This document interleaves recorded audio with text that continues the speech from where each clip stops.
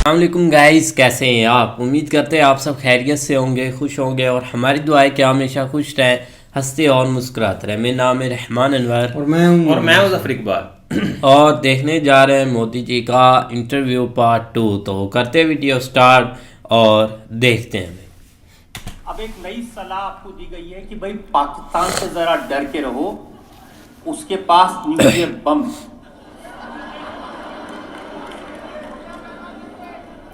ऐसा है वो ताकत को मैं खुद लाहौर जाकर के चेक करके आया।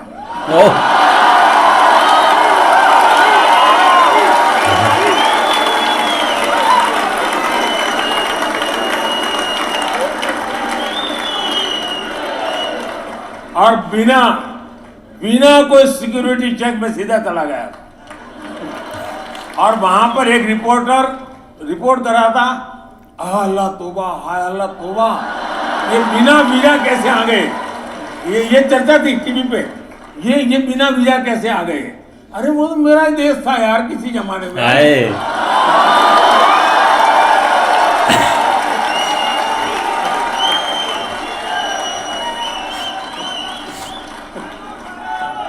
पहले मोदी जी हम लोग परेशान रहते थे पाकिस्तान से, यहाँ आए मार के चले गए, यहाँ आए मार के चले गए, फिर सर्जिकल स्ट्राइक हुआ, एयर स्ट्राइक हुआ, वो पिछले टर्म की बात थी। इस टर्म में पाकिस्तान के लोग बड़ी लंबी लिस्ट दे रहे हैं, अननोन आदमी आके मार जाता है।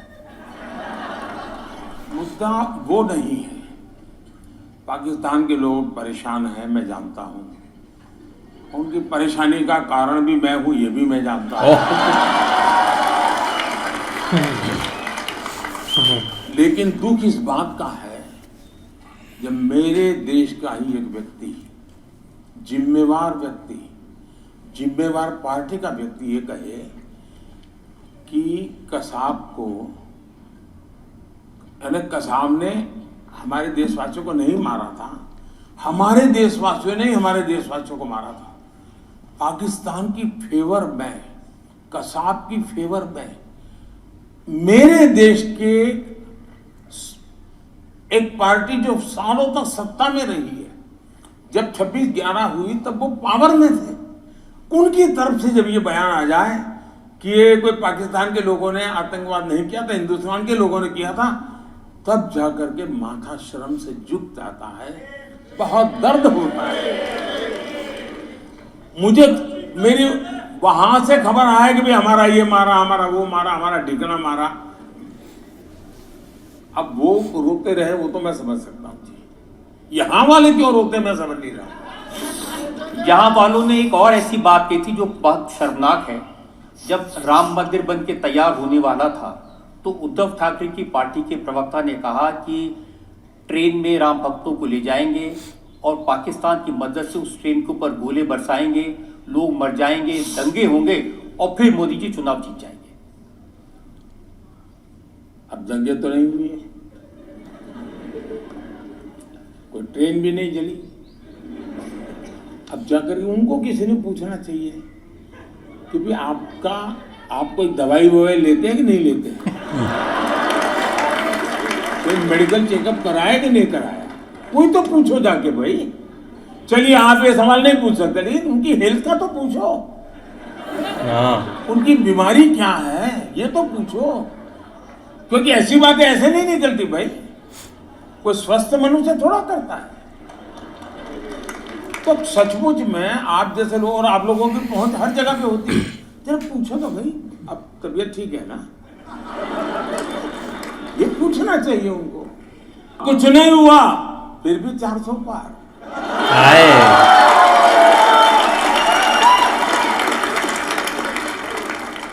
हम क्योंकि पाकिस्तान की चर्चा कर रहे थे, वहां के लोग के इंटरेस्टिंग वीडियोस मैंने देखे। जब चंद्रयान उतरा चंद्रमा पर तो उन्होंने कहा कि हम तो ऑलरेडी चंद्रमा पर हैं, गड्ढे हैं, अंधेरा है, बिजली नहीं है, पानी नहीं है।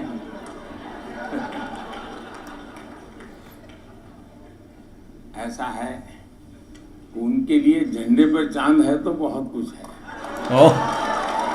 मेरे लिए चांद पे झंडा हो वो सब कुछ है।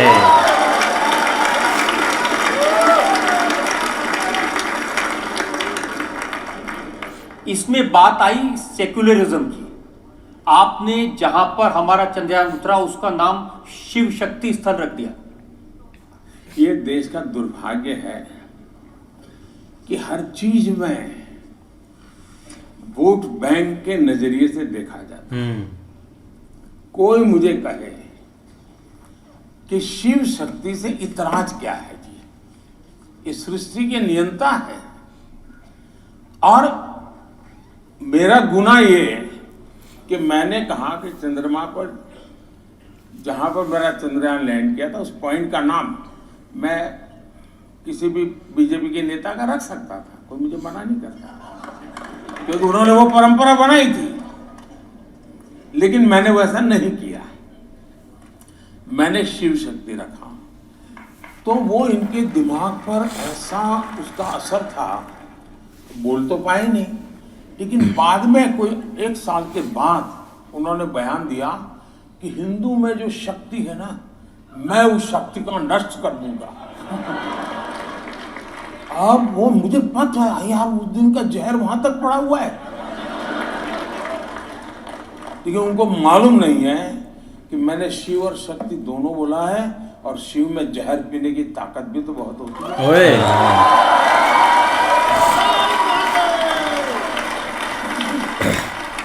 अब राम मंदिर के प्राण प्रतिष्ठा का इतना समारोह हुआ, राम मंदिर बना, इस पर भी उनकी आपत्ति है।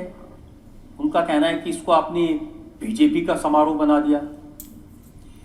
पहले तो लगता था कि शायद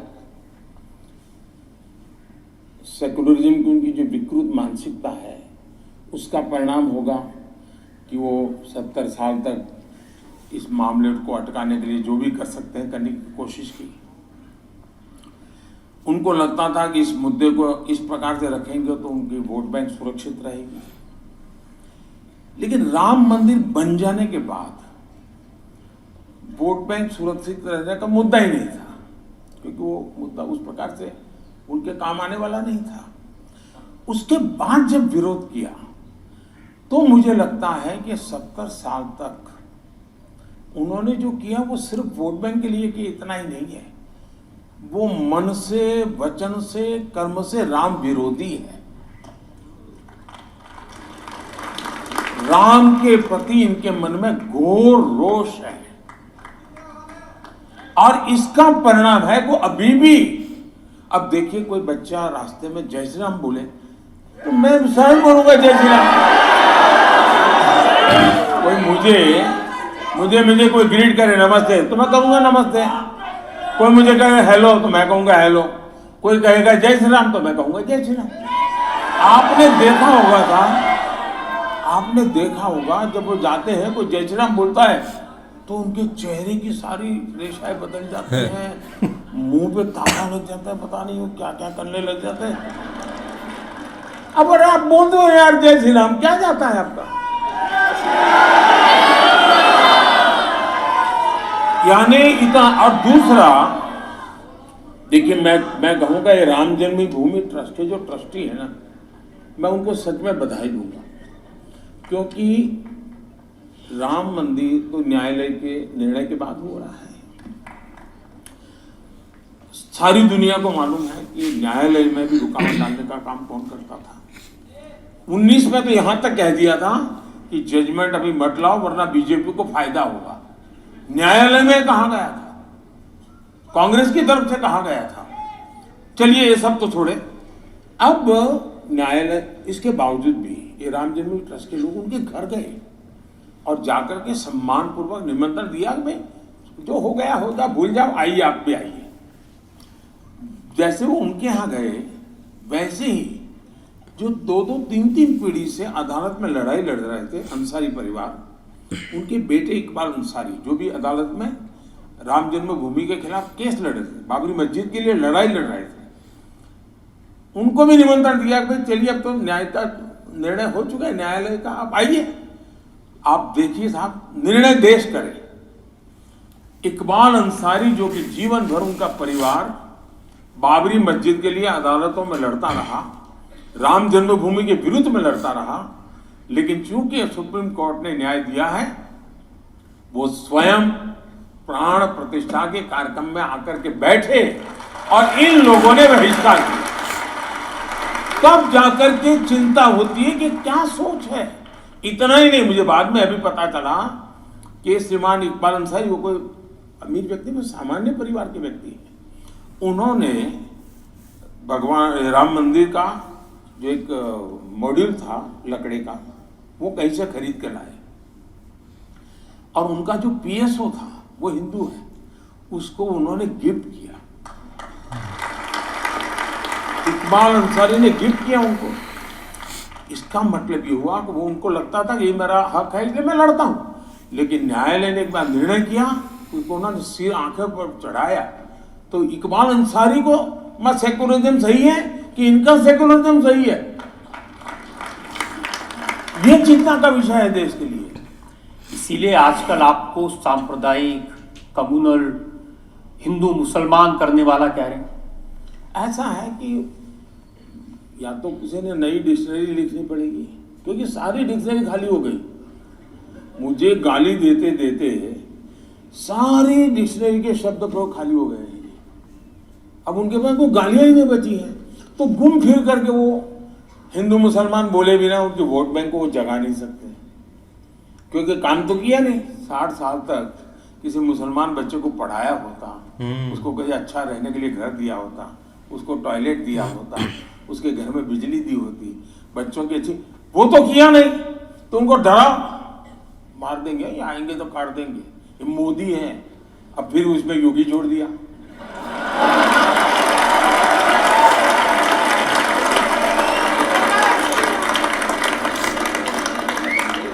अब ये डराना साहब, मुसलमान समाज में भी अब इन चीजों की तरफ देखने का दृष्टिकोण बदल रहा है।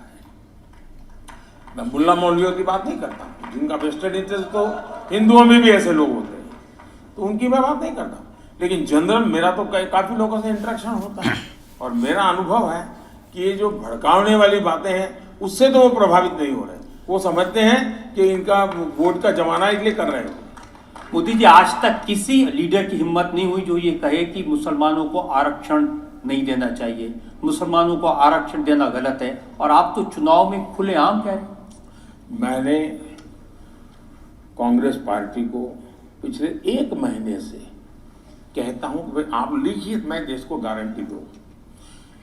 एक, आप भारत के संविधान को नहीं बदलेंगे। दूसरा, संविधान बदल करके धर्म के आधार पर आरक्षण नहीं देंगे। तीसरा, आप SC, ST, OBC का आरक्षण छीन करके आप धर्म के आधार पर वोट जिहाद वालों को आरक्षण नहीं देंगे। लिख करके दो, नहीं देते हैं। देश को दो ना भाई, बयान तक देने की हिम्मत नहीं है। फिर क्या कहते हैं, अरे हमारा मैनिफेस्टो देखो। मैं पूछता हूं, क्या किसी कांग्रेस के मैनिफेस्टो में लिखा है कि वो करप्शन नहीं करेंगे या करेंगे? करप्शन करेंगे ऐसा उनके मैनिफेस्टो में कहीं पर है क्या? कांग्रेस के पिछले 50-60 साल के मैनिफेस्टो देख लो, एक भी मैनिफेस्टो में उन्होंने करप्शन का कार्यक्रम लिखा है क्या? जरा बताइए ना। करप्शन करते हैं कि नहीं करते हैं? अब मैं पूछूंगा करप्शन क्यों करते हैं, वो कहेंगे मेरा मैनिफेस्टो देखो कहीं लिखा है क्या? अरे ऐसे थोड़ा होता है जी। और आप देख लीजिए डॉक्टर मनमोहन सिंह जी का बयान देख लीजिए, ये शहजादे का बयान देख लीजिए। उनके मैनिफेस्टो में ये कहते हैं कि अब ठेके धर्म के आधार पर दिए जाएंगे। मतलब कहीं ब्रिज बन रहा है तो आज ठेका कैसे मिलता है कि भाई उनके पास रिसोर्सेज कितने हैं, कैपेबिलिटी कितनी है, एक्सपीरियंस क्या है, ट्रैक रिकॉर्ड क्या है, आर्थिक क्षमता कितनी है, टेक्नोलॉजिकल उनकी क्षमता कितनी है, सारी चीजें देख करके टेंडर से कोई व्यक्ति प्राप्त करता है। अब ये क्या कहते हैं, अब इसमें आरक्षण होगा। अब मुझे बताइए साहब, वो ब्रिज बनाना है कि आपको अपने चुनाव जीतना है और कुछ काम है क्या? इतना ही नहीं, इन्होंने यहां तक मैनिफेस्टो में कहा है कि खेल में भी अब वो धर्म के आधार पर आरक्षण लाएंगे। अरे भाई, खिलाड़ी सुबह 4 बजे उठ करके पसीना बहाता है जी, तब जाकर के खिलाड़ी बनता है। जिंदगी के 15-20 साल वो खपा देता है, और आप कहोगे ठीक है भाई, तुम उस माँ की गोद से पैदा हुए, तुम नहीं हो सकते, उस माँ की गोद से पैदा होके वो आ जाएगा। ये कैसे हो सकता है? और ये हिम्मत इनकी ऐसी चीजें मैनिफेस्टो में लिखने की। क्या देश ऐसे ही चलाएंगे क्या? हमारा मंत्र है सबका साथ सबका विकास। लेकिन मुझे ऐसी बातें खान मार्केट गैंग का नाम लेकर के आज तक किसी की हिम्मत नहीं हुई कहने की, जो आप कह रहे हैं इतने खुले। ऐसा है कि मुझे आगे पीछे कोई रोने वाला नहीं है।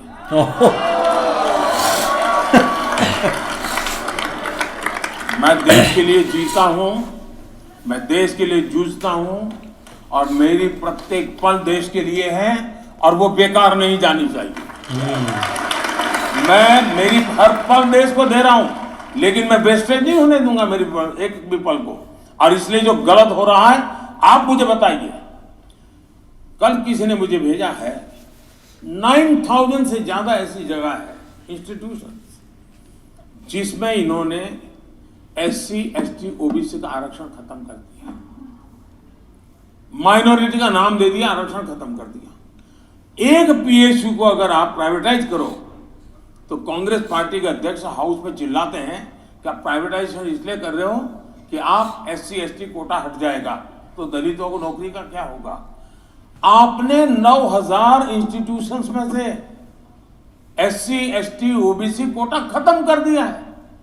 अगर ये सवाल मैं पूछता हूं, और ये जो खान मार्केट गैंग है, वो मोदी ने बाएं पर पहले रखा क्यों, दाहिना क्यों नहीं रखा, इसके लिए एक सप्ताह तक देश का समय बर्बाद करते हैं। उनको फुर्सत नहीं है कि SC, ST, OBC के आरक्षण की रक्षा के लिए उन्होंने भी तो आवाज उठानी चाहिए थी। क्यों चुप बैठे? और तब जाकर के मैं खुल करके कहता हूं कि एक इकोसिस्टम जो उनके पापों को संवारने का ही काम करती है, और दूसरों के अच्छाइयों को बुरे में कन्वर्ट करने के लिए अपनी पूरी शक्ति लगा देती है, और देश को उससे मैं सचेत करना चाहता हूं। और अब जब सब जगह पे फेल हो गए तो उन्होंने जुडिशरी का रास्ता पकड़ा है, अदालतों में जाकर के बैठ जाना, हो हल्ला करना, और परिस्थितियों को बदलने की कोशिश करना। ये बहुत चिंता का विषय है देश के लिए। आप में योग्यता है, क्षमता है, सही है, लोकतंत्र है, चुनाव लड़ो, पार्लियामेंट में आओ, अपनी बात रखो, सरकार गलत करती है तो उसको रोको, तरीके हैं, करने नहीं है, हवा बिगाड़नी है। अब ममता दी ने कह दिया कि हाई कोर्ट का फैसला है आरक्षण को लेकर के, वो नहीं मानेगी। अब ये कहते हैं कि मोदी संविधान बदल देगा। अब इंदिरा जी ने कहा हाईकोर्ट का फैसला मैं नहीं मानूंगी, इमरजेंसी लाई। ये इसी चट्टे बट्टे के लोग हैं जी, वे लोकतंत्र को नहीं मानते हैं।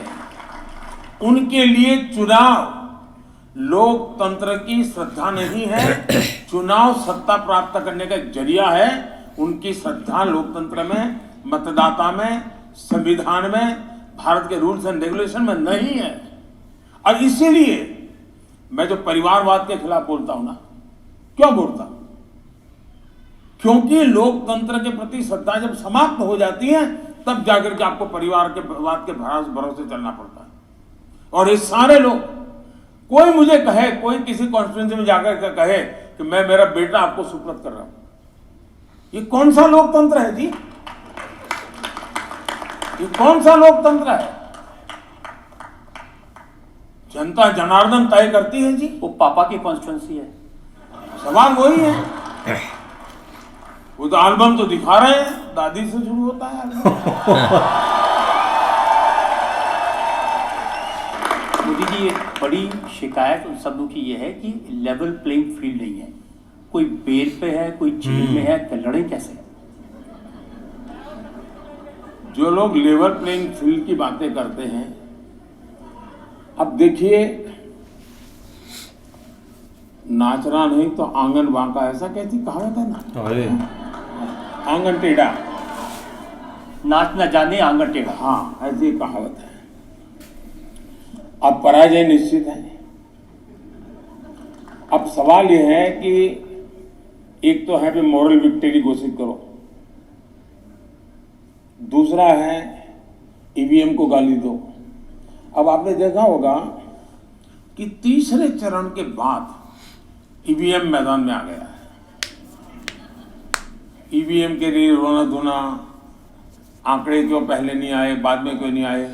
ड्यूरिंग इलेक्शन हर हफ्ते सुप्रीम कोर्ट में विवाद खड़े कर दिए जाते हैं। मतलब बहुत सोची समझी रणनीति के तहत भारत के लोकतंत्र की दुनिया में प्रतिष्ठा न बने। भारत का लोकतंत्र बहुत जीवंत है, भारत के मतदाता बहुत जागरूक है, भारत की चुनाव प्रक्रिया ट्रांसपेरेंट है। इस पर वो सवालिया निशान खड़ा करना चाहते हैं ताकि दुनिया में, और ये हरकत छोटी नहीं है जी, इसको गंभीरता से लिया जाए। और जो भी भारत को प्यार करते हैं उन सबको इस संकट को समझना होगा कि ये मामला सिर्फ ईवीएम कह करके चुनाव का पराजय का ठिकरा फोड़ने वाला इतना नहीं है। भारत की लोकतांत्रिक प्रक्रिया को ही सवालिया निशान दुनिया में लग जाए, ये इनका इरादा है। भारत में बेइज्जती, भारत की दुनिया में बेइज्जती हो, इसका खेल है। और मोदी जीत जाए तो आज दुनिया में जितनी इलेक्टेड गवर्नमेंट्स हैं, यानी ट्रू सेंस में डेमोक्रेटिक बॉडीज है, इस चुनाव के बाद भारत का प्रधानमंत्री दुनिया की सीनियर कैटेगरी में आ जाएगा। सही बात। हर ग्रुप में वो सीनियर मोस्ट होगा डेमोक्रेटिक वर्ल्ड में। इनको अभी से हिसाब किताब लगा दो, उनके भी तो एडवाइजर है ना, देखिए यार ये तो ऐसा होगा, अभी ऐसा होगा, ऐसा होगा, उसी डर में ही सब हो रहा है। लेकिन इससे देश का बहुत बुरा, और लेवल पे भी ये लोग इलेक्शन कमीशन को गाली देते हैं। हमारे देश का चुनावी व्यवस्था कहती है कि अगर कोई पार्लियामेंट सीट में अगर किसी कैंडिडेट की मृत्यु हो जाए तो वो चुनाव स्थगित होता है, ठीक है। अगर कोई पार्लियामेंट का कैंडिडेट उसका स्वर्गवास हो जाए तो वो सीट चुनाव स्थगित हो जाता है, उसकी डेट बाद में। कोई मुझे बताए कि राजीव गांधी नाम का एक व्यक्ति जो पार्लियामेंट के चुनाव का कैंडिडेट था, उनकी आतंकवाद में हत्या हो गई, उनकी सीट कैंसिल होनी चाहिए थी, रुकनी चाहिए थी चुनाव। लेकिन उस समय के इलेक्शन कमीशन ने पूरे देश का चुनाव रोक दिया, कोई लॉजिक नहीं था। और करीब 21-22 दिन दिए और उनके अस्थि लेकर के पूरे देश में यात्राएं चली और फिर चुनाव की डेट दी गई। तो कौन सा लेवल पे था देश के इलेक्शन कमीशन। और बाद में वो खुद कांग्रेस के कैंडिडेट बन के अडवाणी के खिलाफ चुनाव लड़ रहे थे। आप इलेक्शन कमीशन की बातें करते हो। और इसलिए जो न्यायिक हो रहा है वो उनको लेवल प्ले फील्ड नहीं लगेगा, बहुत स्वाभाविक है, क्योंकि उन्होंने अब तक स्पेशल कैटेगरी, स्पेशल फायदा उठाया।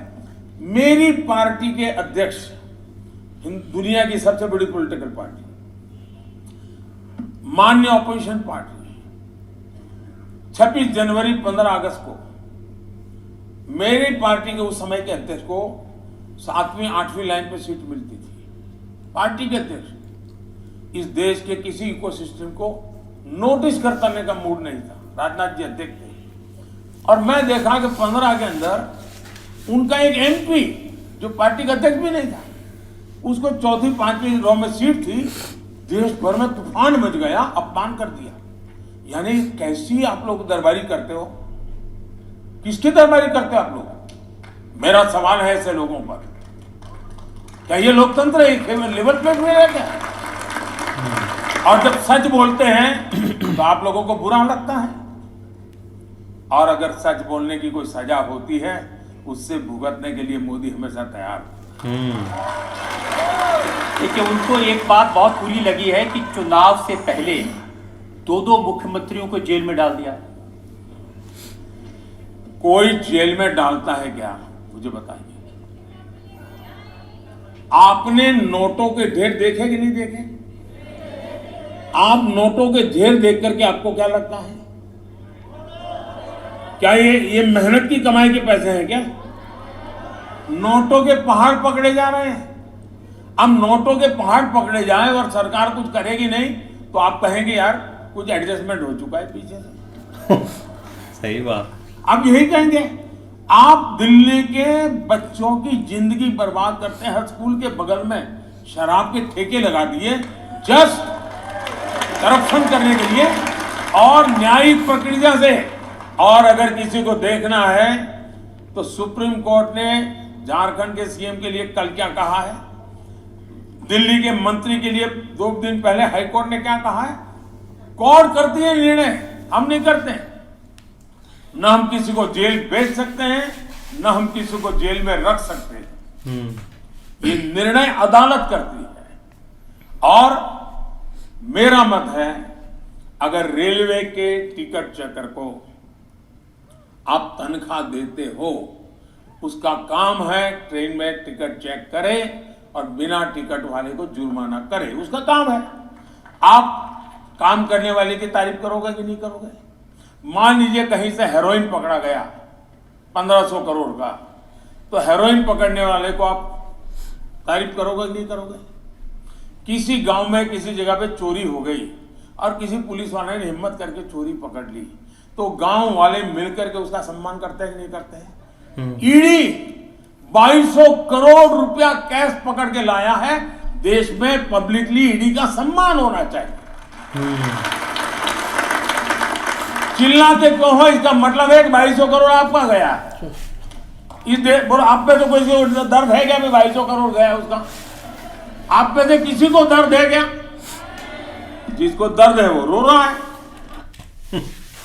बिल्कुल यार, ये पार्ट काफ़ी इंटरेस्टिंग था इंटरव्यू का, क्योंकि सबसे पहले तो एक ख़ास करके एक पाकिस्तान के बारे में जो एक सोच विचार है वो पीएम मोदी जी कर रहे थे, या जो चीज़ें एक बता रहे थे ना, वो सुनने में काफ़ी ज़्यादा एक इंटरेस्टिंग है। लेकिन वो इस चीज़ को ज़्यादा लेकर परेशान होते हैं कि एक अपनी जो पार्टी है ना वहाँ पर उसको और पाकिस्तान को कंपेयर कर रहे हैं कि देखें कि एक उनको इतनी नहीं प्रॉब्लम होती, जो एक चीज़ें वो कर देते हैं ना कि उसके पीछे उनका हाथ होता है, प्रूफ होते हैं और पकड़े भी जाते हैं। लेकिन वो कभी इस बात पर नहीं बोले जितनी हमारी जो अंदर की पार्टी है वो एक पीछे हट जाती। जैसे कि उन्होंने एक ना अजमल कसाब की एक मिसाल दी है कि उन्होंने ये किया भी है, लेकिन फिर भी ये सारा बोल रहे हैं कि ये हमने खुद ही किया है। नहीं, बाकी सही बात है। आज एक पाकिस्तान पर काफ़ी एक अच्छा भाई टॉपिक था, क्योंकि कल एक पार्ट बनाया था, ये मिस हो गया था। अगर पाकिस्तान की भाई बात करें तो भाई पीएम मोदी जी के पास काफ़ी ना एक अच्छे अच्छे एक सवाल होते हैं और एक जवाब भी अच्छे अच्छे देते हैं। क्योंकि एक जो एक मतलब कि सबसे जो बड़ी बात थी ना कि वो एक लाहौर आए थे और एक किसी को बताया भी नहीं था, वो एक काफ़ी एक जेम्स बॉन्ड वाला काम उन्होंने किया था। तो उस चीज़ पर अभी भी एक चर्चा होती है। और जब भी ऐसा एक मौका मिलता है ना तो इधर बेचारे वो नवाज शरीफ को ज़रूर टारगेट किया जाता है कि आप एक उनके एजेंट हैं और आप मतलब कि उनके थ्रू ही काम कर रहे हैं। लेकिन ऐसा कोई सीन नहीं था, वो बस एक फ्रेंडली मुलाकात थी जिससे भाई एक पीएम मोदी जी एक अचानक शादी पर आए थे, हाँ अचानक आ गए थे। तो उससे वाकई एक ना एक परेशानी सबको हुई थी कि यार एकदम से ये कैसा हो गया। और जो मीडिया एक रिपोर्ट कर रहा था वो तो एक सबसे ज़्यादा एक डिफरेंट लग रही थी। नहीं बिल्कुल ऐसे है, लेकिन ये कि देख लो कि एक उन्होंने ये भी कहा कि एक टाइम था वो अपने घर था है लेकिन जब उनको एक कहा गया कि एक एटम, लेकिन ये कि ये चीज़ें अब बहुत पीछे रह गई, अब चीज़ें जो है ना वो बदल गई हैं। लिहाजा उनका अब वो एक जो है ना वो और तरह का एक पाकिस्तान के बारे में, क्योंकि हम अपने खुद के एक बहुत सारे मुस्लिम सहल हैं जिस वजह से हर किसी को अब पता चल गया कि ये अब थोड़ा सा ना एक लेवल के तहत जो है ना वो चीज़ें चल रही हैं। मतलब पाकिस्तान के अंदर वो एक एक्सटर्नल थोड़ा सा इनको उठने में एक टाइम लगेगा। लेकिन भाई दूसरा एक अपने जो एक मतलब उधर एक अपोजिशन के हवाले से जो उन्होंने बातें की है ना, तो देखो ना बहुत सारे आजकल उनको इन चीज़ों का चैलेंज है। खासकर एक राम मंदिर के ऊपर जिस तरह एक बहुत बड़ी एक सियासत हुई, या एक हिंदू मुस्लिम के ऊपर एक बहुत बड़ी एक चर्चा होती है, और ये चीज़ें जो है ना, और उसके अलावा खासकर एक लेवल प्लेइंग फील्ड जो अभी के लिए एक बहुत बड़ा एक मुद्दा बना हुआ है कि जब इलेक्शन का टाइम आया तो आपने मेन जो नेता हैं उनको पकड़ के एक जेल में डाला है, तो ये एक चीज़ बहुत है। तो उसमें बिल्कुल उनका एक क्लियर और वाज़ेह था कि इसमें हमारा कोई किरदार नहीं। एजेंसियों को देखें, एजेंसियों से पूछें कि एजेंसियों ने क्यों किया, अदालत ने किया। हम डायरेक्ट किसी को नहीं कह रहे, ज़ाहिर बात है अदालत कौन किसी अदालत को कौन को कह भी सकता है, लिहाजा कोई ना कोई रिपोर्ट होती है तब जाके सजाएं वगैरह एवरीथिंग होती है। लेकिन ये चीज़ें फिर आके एक इलेक्शन मुद्दा बन जाती है, जिस वजह से थोड़ा सा एक मतलब तनकीद भी होती है। बाकी भाई उन्होंने एक बहुत अच्छी बातें की है, जिस तरह एक जो है ना वो आजकल हर बंदे के जहन में सवाल भी हैं और हर कोई इस चीज़ के ऊपर एक परेशान भी है कि ये चीज़ें क्यों हो रही हैं, ख़ासकर इलेक्शन में जो बाकी अपोजिशन पार्टीज उनको मतलब पकड़ना। तो उस हवाले से उन्होंने भाई सही बातें की हैं। बाकी नहीं, अगर आगे एक मतलब कि आ जाए ना कि जो एक टारगेट करते हैं खुल्लम खुल्ला एक पार्टी को, वो सबसे एक बड़ी बात मतलब कि नहीं होती। क्योंकि अब देखो ना एक इतनी बातें की है जिससे एक लोग काफ़ी एक एग्री भी हो चुके हैं, लेकिन पीएम मोदी का भाई एक बहुत कॉन्फिडेंस है कि वो एक 400 पार ज़रूर करेंगे। बिल्कुल इस बार हो गई। देखो ना एक बंदे को पता होता है कि मैंने कितना काम किया और क्या पोजीशन चल रही है, रिपोर्ट तो हर वक्त हो रही होती है ना। लेकिन देखो बेस्ट ऑफ लक है भाई, हम तो चाहते हैं कि एक अगर उन्होंने अच्छा परफॉर्म किया तो वो आगे भी गवर्नमेंट को लेके चलें। बिल्कुल, तो उम्मीद करते हैं आपको वीडियो पसंद आएगी। अगर पसंद आए वीडियो को लाइक, चैनल को सब्सक्राइब जरूर कीजिएगा। मिलते हैं नई वीडियो के साथ, तब तक के लिए अल्लाह हाफ़िज़।